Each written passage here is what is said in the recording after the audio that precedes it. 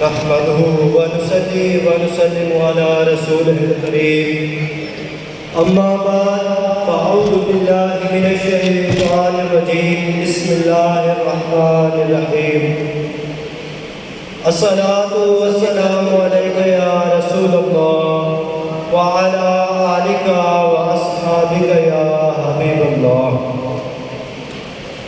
ہزاروں سال نرگس اپنی بے نوری پہ روتی ہے، بڑی مشکل سے ہوتا ہے چمن میں دیدور پیدا.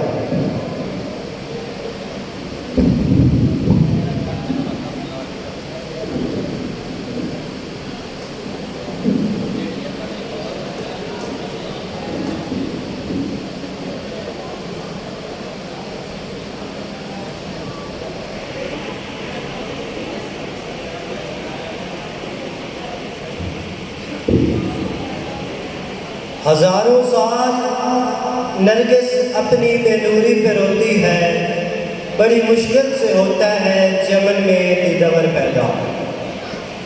معزز سامعین و حاضرین کرام، آج میں اس اسٹیج پر کھڑا ہوں تو میرے سامنے یہ خوبصورت محفل نہیں بلکہ 1947 کے وہ مناظر گردش کر رہے ہیں کہ جب لاکھوں لوگ ایک خواب کی تعبیر کے لیے اپنے گھروں سے نکلے تھے اور بے گھر ہو گئے تھے. اور ایک آج کا منظر بھی میری نگاہوں کے سامنے گردش کر رہا ہے کہ آج پورا پاکستان جشن میں ڈوبا ہوا ہے. ہر طرف سبز ہلالی پرچم لہرا رہا ہے، ملی نغمے گونج رہے ہیں، ہر چہرے پر خوشی چھائی ہوئی ہے. لیکن آپ نے کبھی سوچا کہ اس خوشی کے پیچھے کتنے شہداء کی قربانیاں ہیں، اس خوشی کے پیچھے کتنے شہداء کو کھویا گیا ہے؟ یہی سوال میری گفتگو کا عنوان ہے کہ ہم نے کیا کھویا اور کیا پایا. احباب ذی وقار، یہ سوال اس وقت پیدا ہوتا ہے جب کوئی شے وجود میں آ جائے. اگر کوئی تاجر کاروبار ہی شروع نہ کرے تو ہم اسے یہ نہیں کہہ سکتے کہ تو نے کیا کھویا کیا پایا. اگر کسان فصل ہی نہ بول تو ہم اسے یہ نہیں کہہ سکتے کہ تو نے کیا کھویا اور کیا پایا. اگر پاکستان نہ بنتا تو شاید یہ سوال نہ اٹھتا.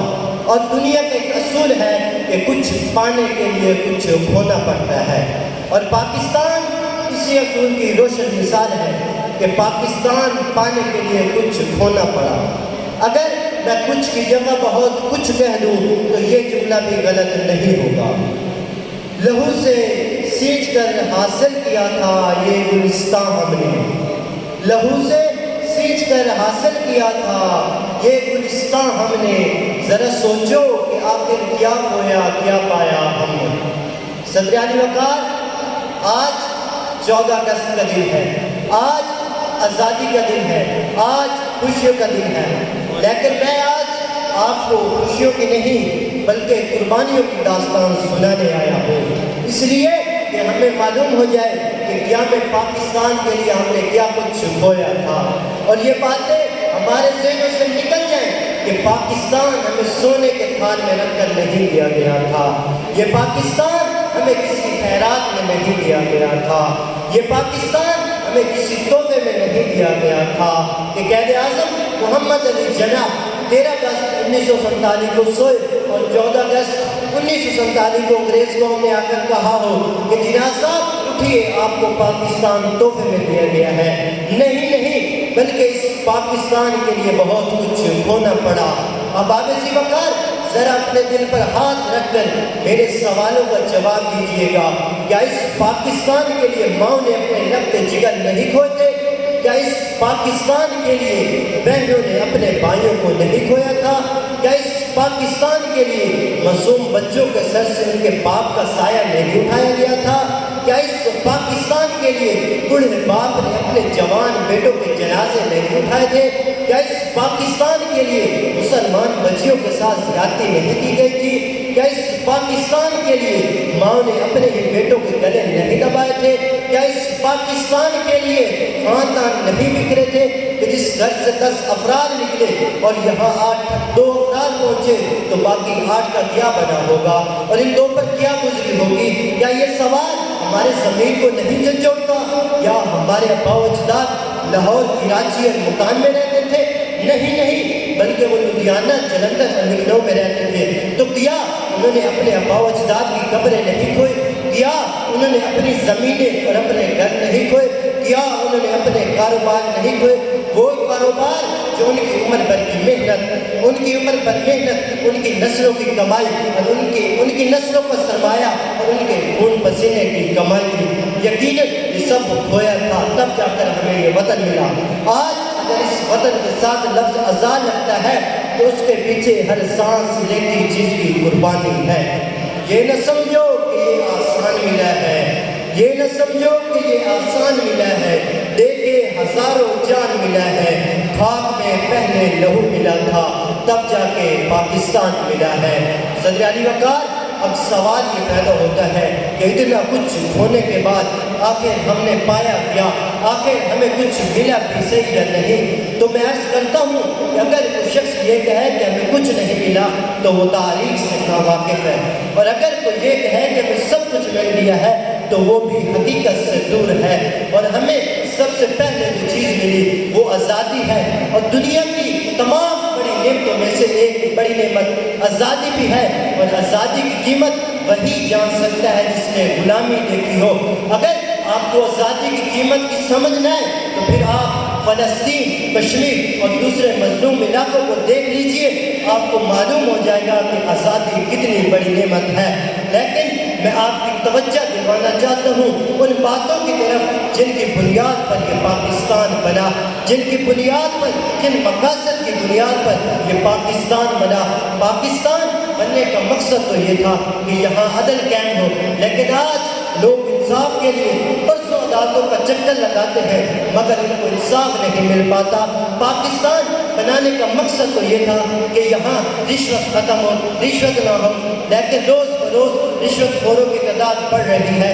پاکستان بننے کا مقصد تو یہ تھا کہ جھوٹ ختم ہو، لیکن آج ہر ادارے، ہر محکمے، ہر جگہ پر جھوٹ قائم ہے، ہر جگہ پر جھوٹ ہے، اور آپ کو بخوبی معلوم ہے کہ جھوٹ ایک ایسا ہے کہ اسے گناہ کی جڑ کہا جاتا ہے۔ جب جھوٹ گناہ کی جڑ ہے تو کیا یہ بربادی کا سبب نہیں بن سکتا؟ کیا یہ ہلاکت کا سبب نہیں بن سکتا؟ یقیناً جھوٹ اگر گناہ کی جڑ ہے تو یہ بربادی کا سبب بھی ہے۔ پاکستان بنانے کا مقصد تو یہ تھا کہ امیر اور غریب دونوں کے لیے قانون برابر ہو، لیکن آج امیر کے لیے قانون الگ ہے، غریب کے لیے قانون الگ ہے۔ امیر کو گھر بیٹھے انصاف مل جاتا ہے، لیکن غریب کو پرسوں عدالتوں میں چکر لگانے سے بھی انصاف نہیں ملتا۔ پاکستان بنانے کا مقصد تو یہ تھا کہ امیر غریب کو تحفظ دیا جائے، غریب کو امان دی جائے، غریب کی مدد کی جائے، غریب کے ساتھ تعاون کیا جائے، لیکن آج غریب کو ہر جگہ پر ذلیل کیا جا رہا ہے، غریب کو ہر ادارے میں للکارا جا رہا ہے، غریب پر ہر میدان میں ظلم کیا جا رہا ہے۔ آج غریب کی زندگی اتنی تنگ کر دی ہے کہ غریب کے لیے 2 وقت کی روٹی کمانا بھی مشکل ہو گیا ہے، غریب کے لیے اپنے بچوں کا پیٹ پالنا بھی مشکل ہو گیا ہے۔ کیا یہ پاکستان غریب کے لیے نہیں بنا تھا؟ یقیناً یہ پاکستان غریب کے لیے بھی بنا تھا، لیکن ہم نے جہاں دوسرے مقاصد کھو دیے ہیں وہاں پر یہ مقصد بھی کھو دیا ہے۔ اور تقریر کا اختتام کرتے ہوئے میں پاکستان کا اولین اور بنیادی مقصد بتانا چاہتا ہوں کہ جو پاکستان کا بنیادی مقصد تھا، پاکستان کا مقصد تو یہ تھا کہ یہاں قرآن و سنت کے مطابق کام کیے جائیں گے، یہاں قرآن و سنت کے مطابق فیصلے کیے جائیں گے، یہاں ہر قدم قرآن و سنت کے مطابق اٹھایا جائے گا۔ لیکن افسوس کہ وہ بھی ہمیں کہیں نظر نہیں آتا، یہ مقصد بھی ہمیں پایہ تکمیل تک پہنچا ہوا کہیں نظر نہیں آتا۔ پاکستان ہمیں ملا تو حضور کی وجہ سے تھا، حضور کے صدقے سے تھا، اور مقصد تو یہی تھا کہ حضور کی سیرت کے مطابق زندگی گزاریں گے، حضور کے دیے ہوئے اصولوں کے مطابق زندگی گزاریں گے۔ لیکن افسوس کہ ہم نے اس چیز کو بھی ترک کر دیا ہے، اس چیز کو بھی چھوڑ دیا ہے، اور جنہوں نے اس چیز کو چھوڑا ہے وہ اپنے آپ کو مسلمان کہلوانے والے ہیں۔ جنہوں نے آج اپنے اداروں میں جھوٹ قائم کیا ہوا ہے وہ اپنے آپ کو مسلمان کہلوانے والے ہیں۔ جو آج رشوت خور بنے بیٹھے ہیں وہ اپنے آپ کو مسلمان کہلوانے والے ہیں۔ جو آج اداروں میں ناانصافی کر رہے ہیں وہ اپنے آپ کو مسلمان کہلوانے والے ہیں۔ جو آج غریب کو للکار رہے ہیں، غریب پر ظلم کر رہے ہیں، اس کی زندگی تنگ کر رہے وہ اپنے آپ کو مسلمان کہلوانے والے ہیں. تو میں عرض کرنا چاہتا ہوں کہ سچ سچدس ہے مسلمان کا مطلب کیا. سچ سچدس ہے مسلمان کا مطلب کیا.